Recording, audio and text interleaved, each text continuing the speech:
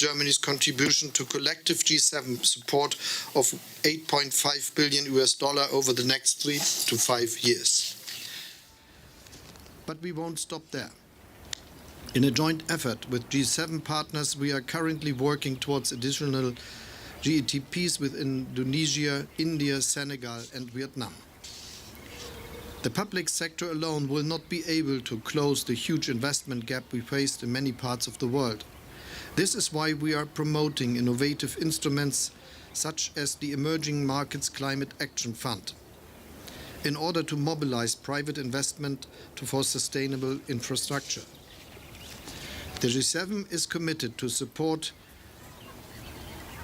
the Emerging Markets Climate Action Fund, and Germany is contributing additional €30 million, adding to €25 million we have provided last year. The fund can mobilize up to €50 private capital for every single euro public money we provide. With our total contribution of €55 million, we can mobilize up to €2.75 billion. Just like our broader G7 agenda, our work on promoting infrastructure globally is also affected by the current geopolitical situation. We have therefore discussed how our investment globally in climate-neutral and low-carbon energy, including gas, can help us as a temporary response to Russia's use of energy as a weapon. Given the progress we have achieved, time is ripe to showcase our offer to the world under a common roof. I'm convinced the G7 makes a stronger, better and more convincing offer to partners globally. But beyond steps we have been taken, this is a long-term undertaking.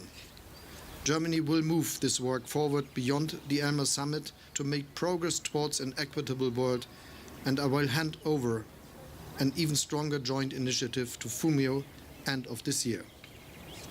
And now I would like to hand over to the United States President. Thank you very much. Well, good afternoon, folks. Our nations and our world stand at a genuine inflection point in history. Technology has made our world smaller, more immediate, and more connected. It's opened up incredible opportunities, but also accelerated challenges that impact on all of us. Managing global energy needs, taking on the climate crisis, dealing with the spread of diseases. And the choices we make now, in my view, are going to set a direction of our world for several generations to come. These challenges are hard for all of us, even nations with resources of the G7. But developing countries often lack the essential infrastructure to help navigate global shocks like a pandemic. So they feel the impacts more acutely, and they have a harder time recovering. In our deeply connected world, that's not just a humanitarian concern, it's an economic and a security concern for all of us. That's why 1 year ago when this group of leaders met in Cornwall, we made a commitment. The democratic nations of the G7 would step up and provide financing for quality, high-standard, sustainable infrastructure in developing and middle-income countries. What we're doing is fundamentally different because it's grounded on our shared values of all those representing the countries and organizations behind me.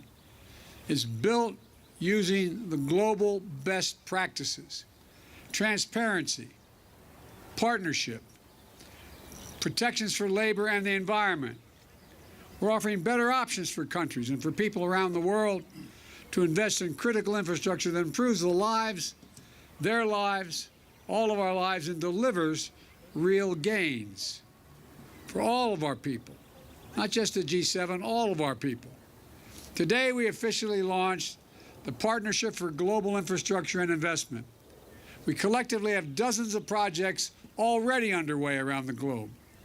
And I'm proud to announce the United States will mobilize $200 billion in public and private capital over the next 5 years for that partnership. We're here today because we're making this commitment together as a G7 in coordination with one another to maximize the impact of our work. Collectively, We aim to mobilize nearly $600 billion from the G7 by 2027. These strategic investments are areas of critical to sustainable development and to our shared global stability. Health and health security, digital connectivity, gender equality and equity, climate and energy security. Let me give you some examples of the kinds of projects that are underway in each of these areas. First, health. 2 years ago, COVID-19 didn't need any reminders about how critical investments in healthcare systems were and health security is, both to fight the pandemic and to prepare for the next one, because it will not be the last pandemic we have to deal with.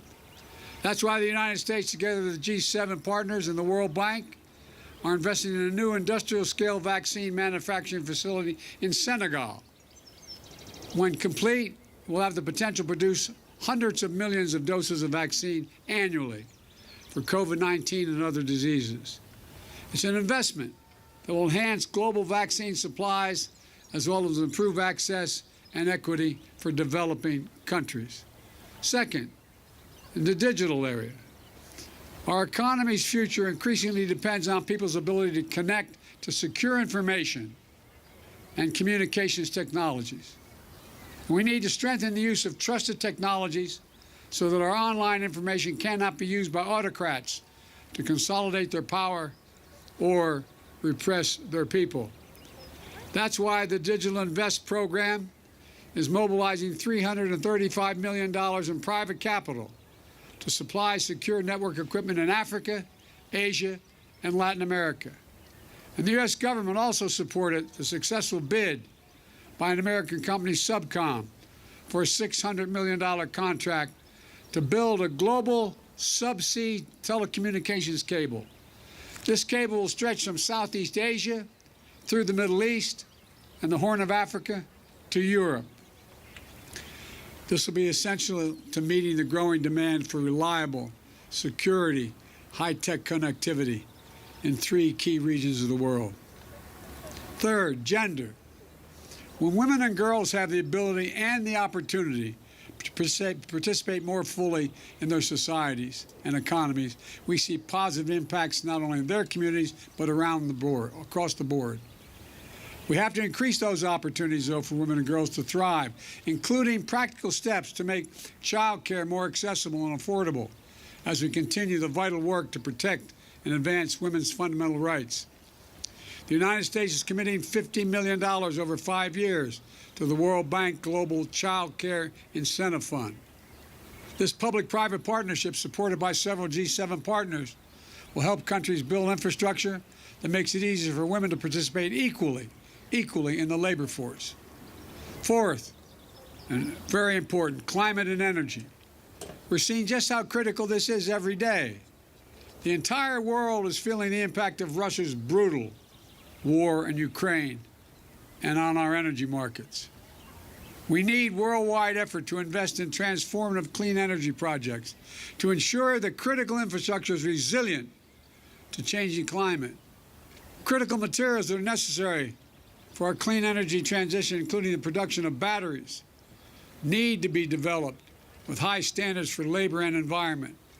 Fast and reliable transportation infrastructure, including railroads and ports, is essential to moving inputs for refining and processing and expanding access to clean energy technologies.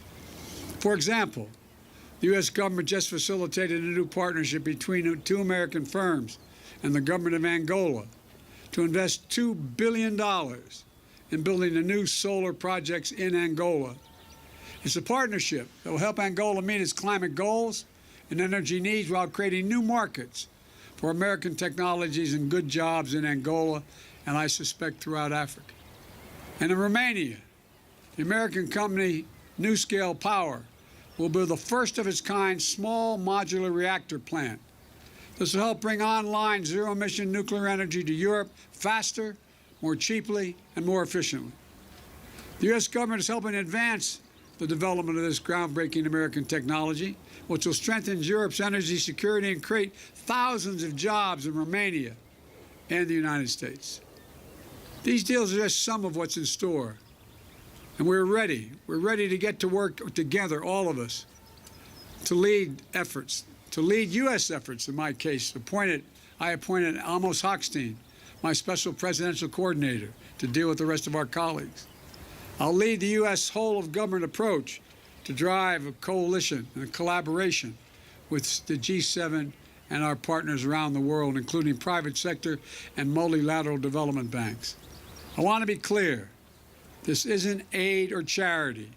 It's an investment that will deliver returns for everyone, including the American people and the people of all our nations. It'll boost all of our economies. It's a chance for us to share our positive vision for the future and let communities around the world see themselves and see for themselves the concrete benefits of partnering with democracies. Because when democracies demonstrate what we can do, all that we have to offer, I have no doubt that we'll win the competition every time. Thank you. Now I invite President von der Leyen to the podium.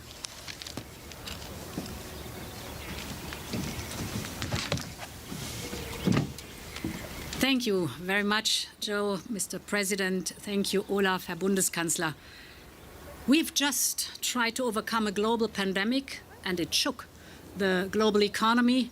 And then, as the global economy was just recovering, Russia's vicious attack on Ukraine happened, driving prices up everywhere from food to energy and casting deep uncertainty, especially in the most fragile countries. These are very severe challenges. We will tackle them head-on, and this is why G7 partners are gathered here. But this must not, and it will not, divert us away from our affirmative agenda.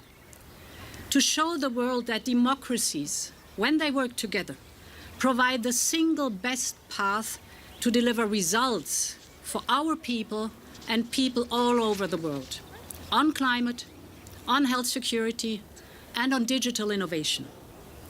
And indeed, last November at COP26, thank you again, Boris, for the initiative, we announced our plans to step up globally investments in climate-positive infrastructure.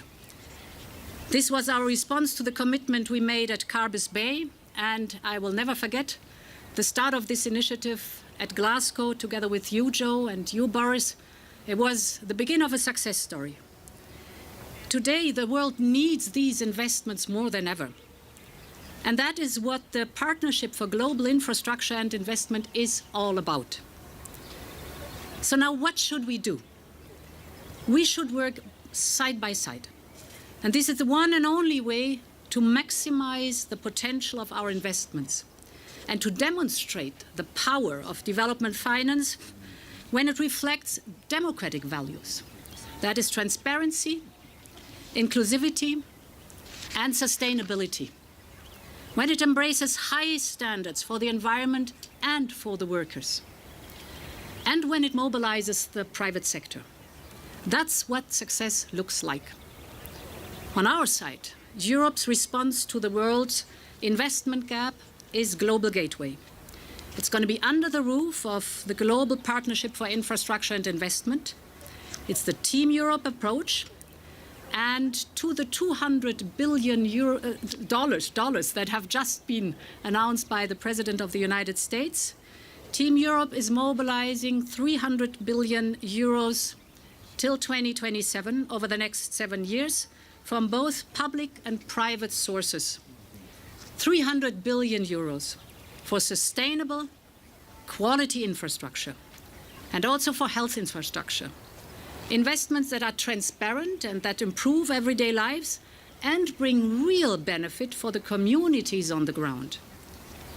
Global Gateway is fully at work, and we're listening closely to the recipient countries so that we can better understand their needs and deliver the biggest impact. We already have many great examples to share. Some of them have already been named. The mRNA vaccine manufacturing plants, for example. We just extended this successful program to Latin America too. But, for example, also the Great Green Wall, a project for food security and land restoration on the continent. Or take the submarine fiber optic cable, Ella, linking Europe to Latin America.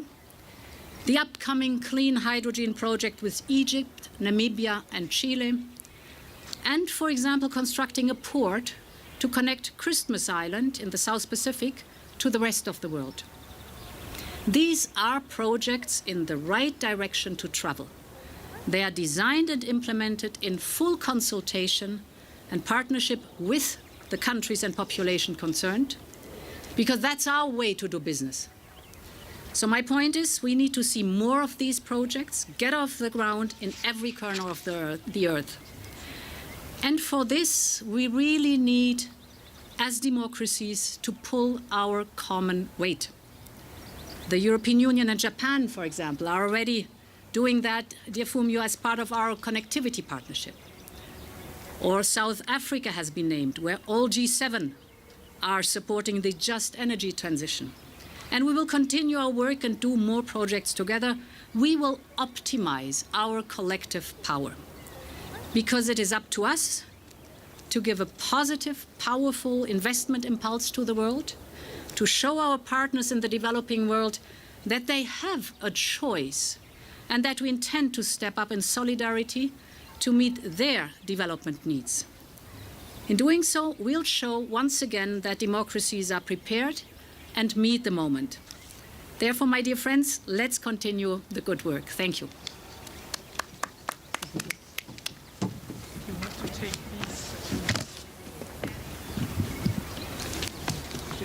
So now I may ask the Prime Minister of Japan, Fumio Kishida, to take the floor.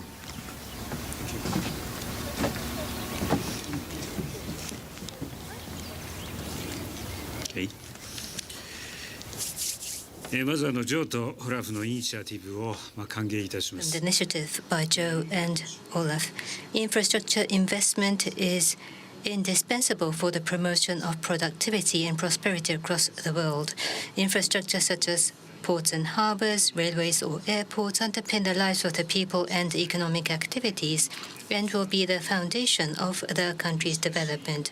However, that does not mean that the development of a large amount of infrastructure would suffice. Even if the initial cost is inexpensive, it may lack economic efficiency in view of the life cycle as a whole, or if infeasible debt repayment plans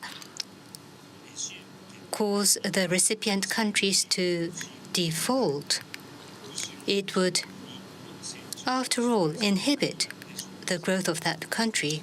Therefore, in accordance with the G20 principles for quality infrastructure investment, which incorporate transparency, openness, economic efficiency, and sustainability, and others, it is important for the G7 members to unite and promote quality infrastructure investment.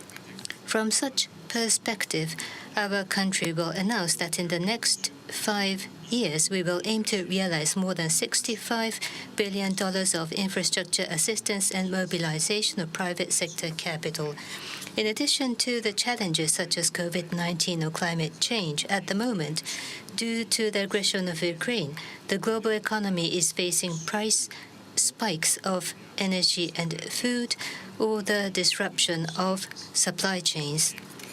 In order to deal with these situations, quality infrastructure investment again is indispensable. The development of quality infrastructure is also crucial for the realization of a free and open Indo-Pacific. For the Indo-Pacific region, we will work on railways and airports that contribute to regional connectivity, or the development of ports and harbors for maritime security, and the reinforcement of economic security, including cybersecurity. Going forward, Japan will execute international cooperation by appropriate, efficient, and strategic use of ODA, and expand ODA, and will strengthen diplomatic efforts and will continue to deepen our collaboration with respective countries, including the G7. Thank you.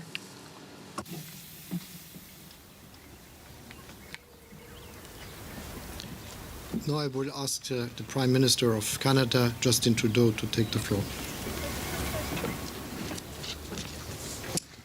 Merci, Olaf. Thank you, everyone. It's good to be here with President Biden, Chancellor Scholz, and everyone participating in this event today.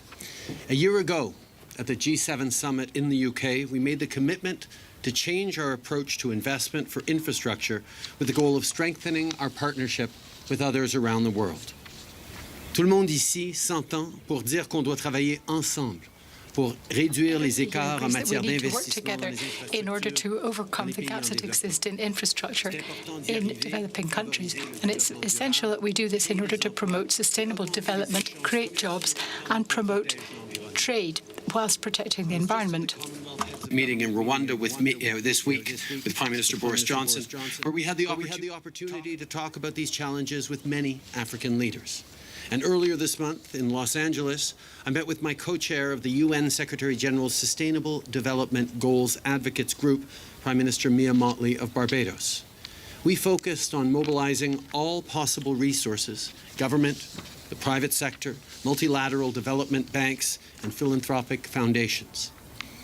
Since the G7 last year, we've made significant progress together, including commitments to support countries in managing their own energy transitions away from coal and other fossil fuels. Canada doubled its international climate finance commitment to $5.3 billion over 5 years, in large part to support these efforts, which include a $1 billion investment in the Accelerating Coal Transition Program. Of course, if we want to close the infrastructure gap, we have to find ways to incentivize greater private sector investment, because no amount of public money can single-handedly fix this issue. That's why, at home, organizations such as our Development Finance Institute, FinDev Canada, is helping build a blended finance platform in partnership with key institutional investors. We're doing this to lower the risks for private sector partners and put their capital to work to help solve today's big problems. Canada's private sector is already a significant investor in global infrastructure, and we're going to help them do even more of it. On sait qu'il reste du travail à faire, et c'est pour ça We know that a great deal of work still remains to be done by all of us. We must remain focused, determined, and united. And today we reaffirm once again our commitment vis-à-vis our partners to take forward this infrastructure and development program. I look forward to continuing to work with you all during this summit and mostly over the years to come. Merci beaucoup.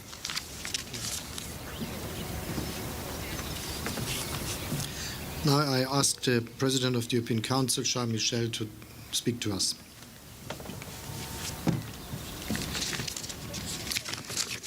Thank you, dear Chancellor Olaf Scholz. Thank you, dear President of the United States, for organizing this event.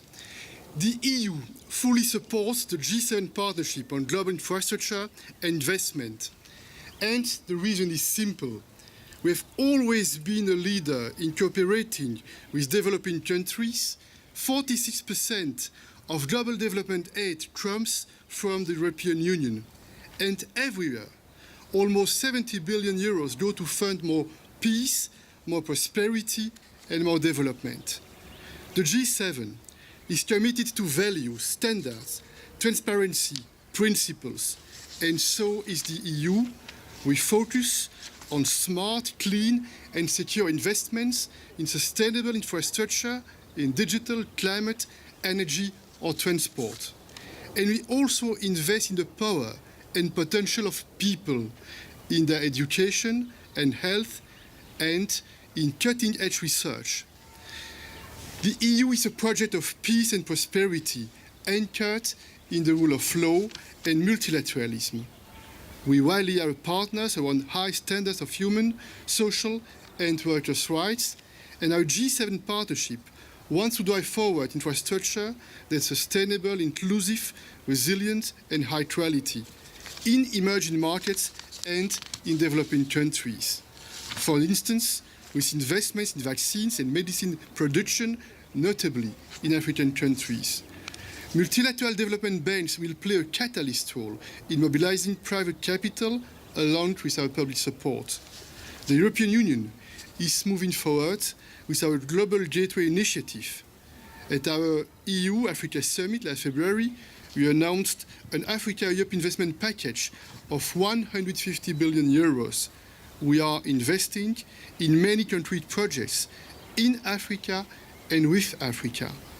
The submarine Euro-Africa Gateway cable and the local pharmaceuticals cooperation are two good examples. In the Indo-Pacific, we are very engaged in the field of sustainable connectivity in transport, energy, and technology. In conclusion, we need values and standards, and that's why we are fully on board. I'm convinced that the G7 and the EU are taking the right direction for a more stable and forward-looking partnership. I thank you. The last that will speak here to us is the Prime Minister of Italy, Mario Draghi. Thank you, Olaf. Just 2 words after everything has been said. This group of countries is being the largest financier in assistance to investment projects in developing countries. We have to do more, and we also want to be this effort widely acknowledged in partnerships with developing countries.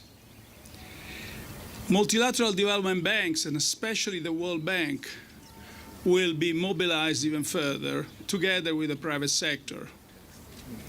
Again, a wide effort of partnership with developing countries has to be undertaken.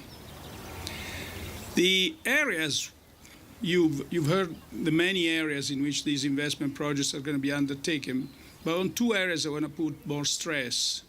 One is energy, and the other one is healthcare. Energy. It's quite clear that in the present situation, we'll have short-term needs that will require large investments in gas infrastructure in developing countries and elsewhere. But we have to make sure that they can be retroverted to carry hydrogen. So that's a way to reconcile short-term needs with long-term climate needs. And also, many developing countries and one continent, Africa, is exceptionally suited for investments in renewables.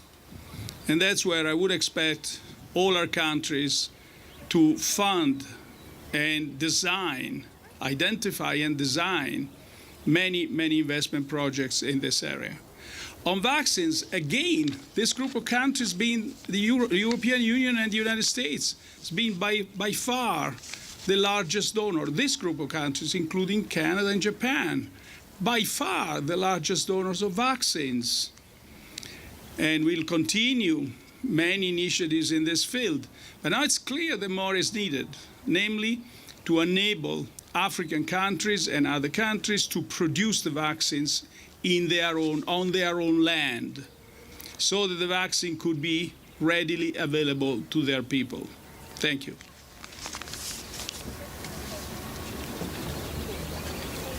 Thank you to you all. So if you're just joining us now, we've been listening to remarks by leaders at the G7 summit taking place in southern Germany. And to unpack some of those comments and the topics that were talked about, I'm joined now by DW's Brussels Bureau Chief Alexander van Namen, who was listening to that press conference from just outside the summit venue. Hello to you, Alexandra. And with me in the studio is Thomas Barrows, DW's political correspondent. Thomas, I'd like to start with you. It seems that the big announcement made by the G7 leaders was the launch of this partnership for global infrastructure and investment, an enormous amount of money being put in that. What is the significance of this initiative? So on the one hand, you have the, let's call them more pressing issues. We've been discussing them all day that have to do with the war in Ukraine, with Russia and so on, so sanctions or military aid.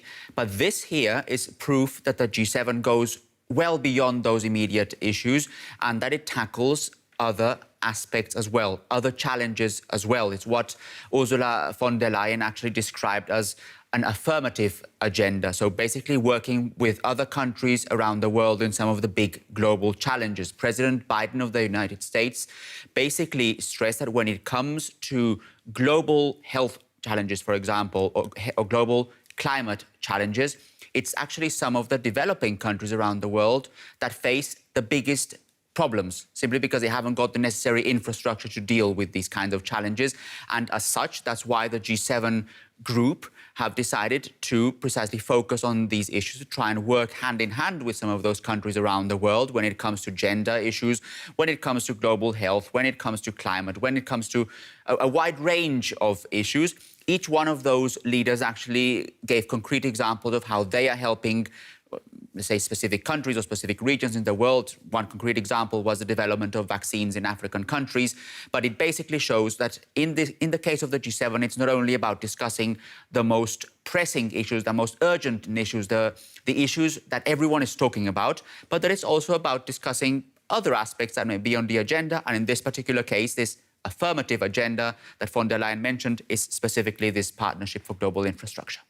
Well, something else that von der Leyen stressed very much is, as she put it, democracies working together provide the best results, the best path for results for everyone, whether it's on climate or on health or on security. Alexandra, I couldn't help but think that this was in some way a reference to the competing models of types of governments and nations that we're seeing as the world becomes increasingly polarized. So as the democracies being pit against the authoritarian states, what did you make of Ursula von der Leyen's comments and others referring to democracies? Well, I think that you are totally right. And of course, what we need to understand is that this relaunch of this global investment infrastructure and investment program, this is aimed at countering China's influence. That is why not only European Commission President Ursula von der Leyen, but also US President Joe Biden, they both stress, as well as other leaders there, that they want to advance democracies in developing countries, that this whole program is based on shared values. They want to promote, for instance, gender equality. They want investments in green technologies, and they don't want any strings to be attached to this help and this investments. And this is meant clearly to be an alternative to China's Belt and Road Initiative that has been criticized as a tool for the Chinese government to advance its interests and, of course, enhance its influence worldwide. And we had a lot of examples that, for instance, countries who borrowed money to be able to participate in this Belt and Road Initiative ended up in deep debts. So that is this promise by the G7 leaders that this is not going to be happening with developing countries participating in this partnership. However, let me just add this. Of course, we are speaking here about $600 billion US, as US President Joe Biden said, but this is still not enough money compared with what China is investing, and that is why the leaders stressed that it cannot be only about public funding. They need private funding as well. And now, Thomas, we also heard from Joe Biden talking about how the choices that are now being made will set the direction of the world for generations. How else can G7 nations, shift the direction of the world through these investments? Well, one thing before I address that, because Alexandra's comment just now reminded me of a sentence that actually stuck with me. I think it was from Ursula von der Leyen when she said, "This is how we do business." So basically presenting those projects. And I couldn't agree with Alexandra more that this is certainly a sort of parallel or a contrasting project when you look at China's Belt and Road Initiative. It is the way in which these groups of nations want to do business. They want to cooperate with other countries around the world. This is also not exempt of controversy, but they're basically trying to focus on certain areas where they can cooperate with countries around the world that can also help them in one way or another. So Joe Biden clearly stressing that this was not aid that they were giving countries around the world, that this was something that will ultimately benefit these countries as well that are talking, that they would also refer to their own security and their own well-being. So when you talk about renewable energies, when you talk about climate proposals in general, when you talk about global health and the pandemic that we've just had, these are all issues, and I think there is a clear understanding among these group of leaders that the problems that affect one group of nations around the world certainly can have an impact thousands of kilometers or thousands of miles far away. And that's why there is this need to cooperate on projects. And in this particular case, we're talking about 7 countries that do have a lot of money at their disposal and that certainly can bring about some of those projects that they discuss, whether it's putting solar panels in one country or working hand in hand with others about food security or talking about gender equality and so on. There were certain areas that were mentioned during their respective speeches, but it was all about this idea of how they do business, and that is business that they do in contrast to other ways around the world, in particular the case that China does it. DW's political correspondent Thomas Sparrow here in the studio with me, and Alexander von Naumann, who's been reporting from the location of the G7 summit in southern Germany. Thank you so much to both of you for all of your insights. We'd like to turn our attention now to the war in Ukraine. And multiple explosions were heard on the southern outskirts of the capital, Kyiv. Those came just hours after Russian missiles struck the city center, severely damaging residential buildings.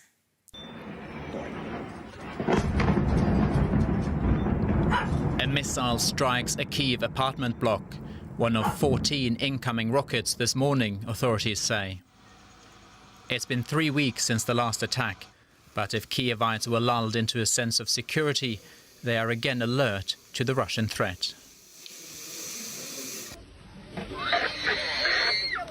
Rescuers help a person stuck under the rubble. A 7-year-old girl is pulled to safety, alive.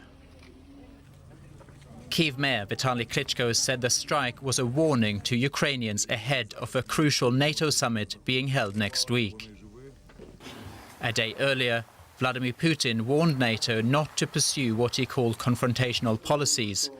In a meeting with Belarusian leader Alexander Lukashenko, Putin announced that he would deliver nuclear-capable missiles to his ally in the coming months.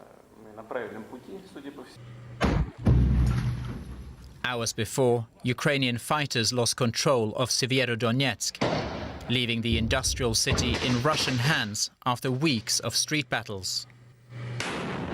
Ukraine called its retreat a tactical withdrawal to fight from higher ground in Lysychansk on the opposite bank of the river. President Zelensky vowed the battle was not lost. All our cities, Severodonetsk, Donetsk, Luhansk, will get them all back.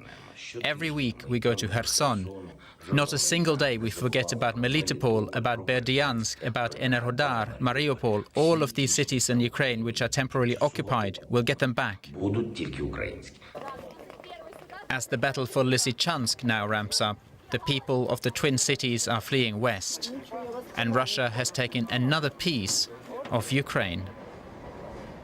That's the latest on DW News. I'm Marina Evanstein. From me and the team, thanks for watching.